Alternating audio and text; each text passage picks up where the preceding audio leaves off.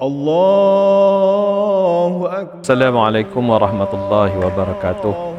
Taqabbalallahu minna wa minkum. Semoga bulan Syawal ini memberi kebahagiaan, keberkatan dan ketenangan. Diterima amalan kita dan diberikan kerahmatan dan juga kesihatan insya-Allah. Segala usaha ibadah di bulan Ramadan diberkati dan dirahmati Allah segala ibadat. Dapat ganjaran yang terbaik.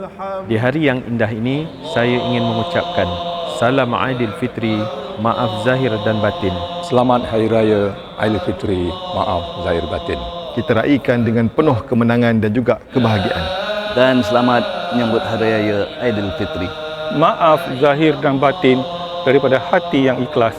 Selamat Hari Raya, maaf zahir dan batin. Semoga Syawal tahun ini membawa keberkatan, kegembiraan. Amin ya rabbal alamin.